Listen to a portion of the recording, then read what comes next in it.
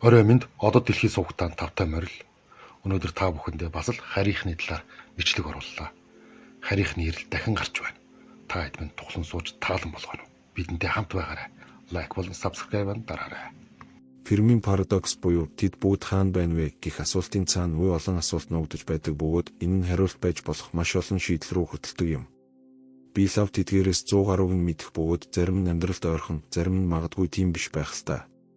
Гэхдээ тийм шийдлүүдийн нэг бол алдартай ховор дэлхийн таамаглал юм. Энэ таамаглал нь дэлхий бол зүгээр л олон шалтгааны улмаас маш ховор төрлийн гараг бөгөөд эндэх нөхцөл байдал нь ихэнх хатуу гадаргуутай ертөнцүүдээс хангалттай өөр байж болох юм. Тиймээс амьдрал үүсэх нөхцөл үнэндээ тийм ч түгээмэл биш. Харин тэр амьдрал нь технологийн оюун ухааны түвшинд хүрнэ гэдэг үнэхээр итгэмээргүй ховор үзэгдэл байж магадгүй гэж үздэг. Энэ нь хамгийн амьдралд ойр шийдлүүдийн нэг байж болох юм. Учир нь үүнийг батлах ядаж зарим нэг өгөгдөл байдаг. Эцсийн эцэст дэлхийн нэг дагуул сартай харин нарны аймаг дахь бусад хатуу гадаргуутай ертөнцүүдийн алинд нь ч тийм том сар байдаггүй. Гэвч сар байгаа нь амьдралтай холбоотой юм. Энэ нь далайн түрлэг татралтыг үүсгэж дэлхийн тэнхлэгийн эргэлтийг маш ихээр зохицуулдаг тул энэ гараг саргүйгээр одоогийн шиг цаг уурын хувьд тогтвортой байж чадахгүй байх байсан. Энэ нь маш их зүйлийг хэлж байгаа юм. Учир нь энэ гараг урт хугацаанд тийм ч тогтвортой биш шүү дээ. Сартай байсан ч өнгөрсөн хугацаанд бараг бүхэлдээ хөлдөж байсан удаатай. Гэсэн хэдий ч үүнтэй зэрэгцээд дэлхийн энэ одны аймагт гадаргуу дээрээ устай цорын ганц хатуу гадаргуутай гараг үргэлж байгаагүй гэдгийг хэлэх хэрэгтэй. Ангарагт бас ус байсан, цугуурч бас байсан байх магадлалтай. Энэ нь дэлхий шиг усан ертөнцүүд ховор биш гэдгийг харуулж байгаа мэт санагдаж магадгүй юм. Гэвч энд өөр нэг тал бий. Бусад хатуу гадаргуутай ертөнцүүдэд тектоник хавтангийн хөдөлгөөн байхгүй мэт санагддаг. Энэ нь оюун ухаан мандах хүртэл амьдралыг хангалттай урт хугацаанд дэмжихэд бидний өмнө бодож байснаас хамаагүй илүү хүчин зүйл болдог байж магадгүй юм. Энэ сарын ихэр Австрийн шинжлэх ухааны академийн Мануэль Ширф Хелмут Ламурнаар Хельсинки хотод танилцуулсан шинэ судалгаанд тектоник хавтан ба нүүрстөрөгчийн давхар эсэлт, хүчилтөрөгчийн тэнцвэрт байдал нь гараг хэр удаан амьдрахад тохиромжтой байхыг хязгаарлаж болохыг наривчлан тайлбарласан юм. Хэрв энэ нь хангалттай хугацаа биш бол нарийн төвөгтэй амьдрал хөгжих боломж хизээж олдохгүй байж магадгүй. Энгийн амьдрал түгээмэл байж болох ч түүний оршин тогтнож болох гаргууд нь дэлхий шиг удаан хугацаанд амьдрахад тохиромжтой хэвээр үлддэггүй. Энэ нь л ховор байдлын гол цэг юм. Энэ хүрээнд хамгийн түрүүнд хэрэгтэй зүйл бол нүүрстөрөгчийн давхар эслийн зөв хэмжээ юм. Гэрэл нийлэгжилт үүсэх үед түүнийг дэмжихэд хангалттай хэмжээний нүүрстөрөгчийн давхар эсэл хэрэгтэй. Мөн дулааныг барьж агаар мандал сансарт алдагдахаас сэргийлэхэд хэрэгтэй. Гэхдээ та бас үүнийг хит их байлгаж болохгүй. Учир нь энэ нь хит их дулааныг барьж эцэст нь та хяналтгүй хүлэмжийн үр дүнд хүрнэ. Энэ нь үндсэндээ сугар гараг юм. Түүнчлэн хит их нүүрстөрөгчийн давхар эсэл хортой байж болно. Тиймээс дэлхийд байгаа шиг зөв хэмжээ байх ёстой. Тектоник хавтанд нүүрстөрөгч силицитийн мөчлөгөөр дамжуулан дэлхийн нүүрстөрөгчийн давхар эслийн түвшинг шууд зохицуулдаг. Гэвч цаашлаад өөр нэг асуудал бий. Энэ мөчлөг нь хоёр талтай илт бөгөөд эцэст нь дэлхийг хөнөөх зүйлсийн нэг байх болно. Эцэст нь тектоник хавтан гэрэл нийлэгжилтийг зогсооход хүрэх хүйц хэмжээний нүүрстөрөгчийн давхар эслийг барьж доош нь живүүлэх болно. Энэ нь ирэх 1 тэрбум жилийн дотор тохиолдох зүйл бөгөөд үнэндээ 200 сая жилийн дараа л асуудал болж эхэлж болно. Гэхдээ гол нь бид үүнийг давж чадсан. Хэрв энэ үйл явц манай хувьслаас хурдан өрнөсөн бол энэ ертөнц технологийн соёл иргэншлийг хизээж үзэхгүй байх байсан. Энэ нь маш их нөхцөл байдал цаг хугацаанаас хамааралтай байсан бөгөөд энэ зэгт хүрэхийн тулд 4.5 тэрбум жил зарцуулсан юм. Гэвч хэрв хувьсал оюун ухааныг төрүүлэхэд илүү урт хугацаа зарцуулсан бол энэ нь адилхан хизээж бүтэхгүй байж болох байсан. Энэ бүлгийн дэвшүүлсэн өөр нэг цэг нь танд азот хүчилтөрөгч давмгаалсан агаар мандал хэрэгтэй гэсэн юм. Үүнийг одон биологийн салбарт өмнө нь ч дэвшүүлж байсан бөгөөд амьдралд өөрт нь хүчилтөрөгч хэрэггүйж агсан түвшний оюун ухаанд хэрэгтэй гэсэн үг юм. Хүчилтөрөгч шиг тийм уралд ордог цөөн хідэн элемент байдаг. Энэ нь тархины энергийн гол их үүсвэр юм. Нарийн төвөгтэй тархи байхгүй бол технологи оюун ухаан байхгүй. Гэвч дахин хэлэхэд энд тэнцвэр бий. Хэрв та дэлхий шиг гараг дээр хүчилтөрөгчийн түвшинг 18%-аас доош булгуул гал унтарна. Энэ нь далайд амьдардаг усан амьтдад тулгардаг асуудалтай ижил юм. Галгүйгээр та металл хайлуулж чадахгүй. Энэ нь та оюун ухаантай байсан ч технологи агсан түвшний багаж хэрэгсэл бүтээх хэрэгсэлгүй гэсэн үг юм. Дэлхийн хүчилтөрөгчийн түвшин 21% байна. Гэхдээ хэрв та үүнээс хамаагүй дэш гарвал эсрэг асуудалтай тулгарна. Хит их хүчилтрүүлч гэдэг нь галзуурсан гал гэсэн үг бөгөөд хэрэв хангалттай муу байвал соёл иргэншлийг дахин эхлүүлэх аюултай бөгөөд бид үүнийг дэлхий дээр харсан. Дэлхий анх хүчилтрүүлч багтай байсан. Амьдрал тэр орчинд ч үүссэн. Гэхдээ энэ нь энгийн байсан. Зөвхөн гэрэл нийлэгжилт бий болсноор их хүчилтрүүлчийн үйл явдал тохиолдсон. Ачирхалтай нь энэ нь хүчилтрүүлч тэдний хувьд хортой байсан тул гадаргуу дээр үүссэн анхны амьдралын үхлийг үдсэн юм. Гэвч тэд хүчилтрүүлч багтай орчинд ихэвчлэн дэлхийн гадаргуугаас гүн доогуур амьдарсаар байгаа. Дэлхийн хүчилтрүүлчийн түвшин үүний дараа өссөн боловч нэлээд зэрлэг байдлаар хэлбэлцэж байв. Жишээлбэл Кембрийн галуун үед далай тэнгис нарийн төвөгтэй организмуудаар дүүрэн байсан. Гэвч агаар мандлын хүчилтрүүлчийн түвшин ердөө 5-10% байв.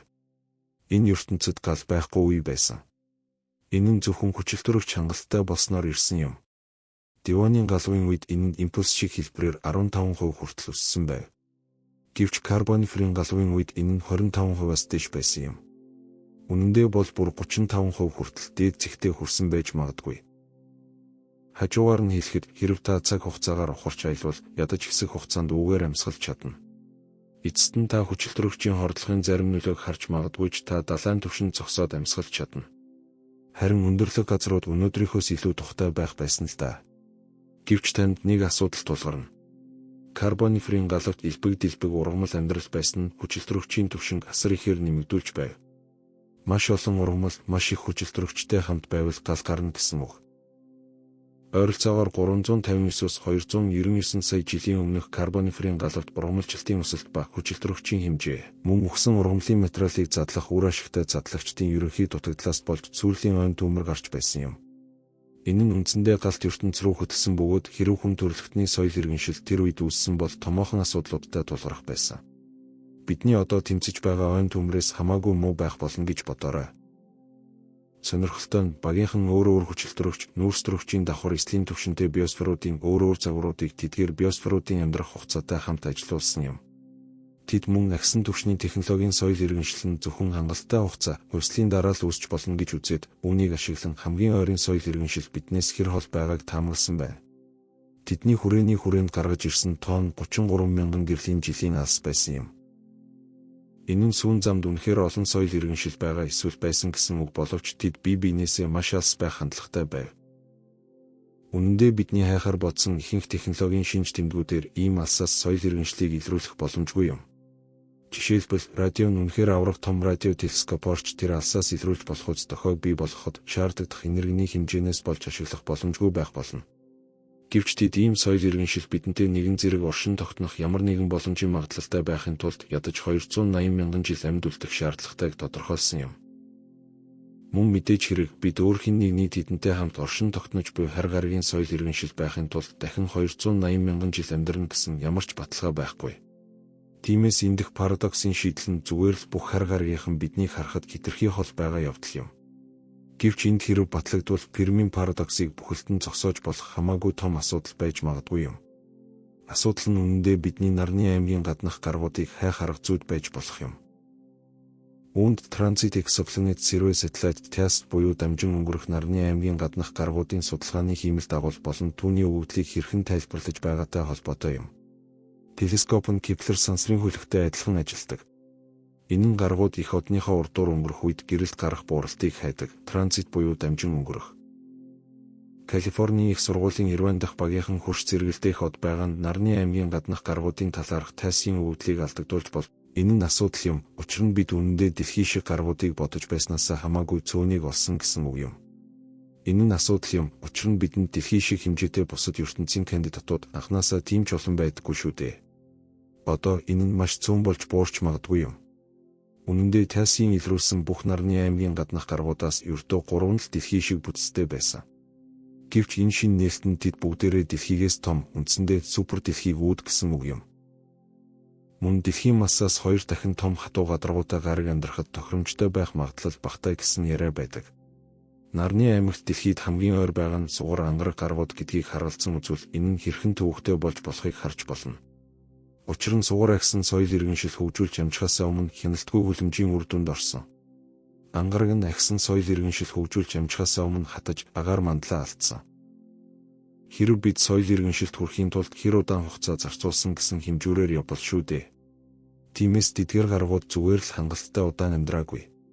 Хэрэв оддын амьдрахад тохиромжтой бүсдэх дэлхийн хэмжээтэй гаргууд анхнаасаа ховор бол та Фермийн парадоксыг шийдсэн гэсэн үг. Учир нь энэ нь хамгийн ойрын хамт оршин тогтнож буй соёл иргэншил 33 мянган гэрлийн жилийн алсаас ч илүү хол байна гэсэн үг юм.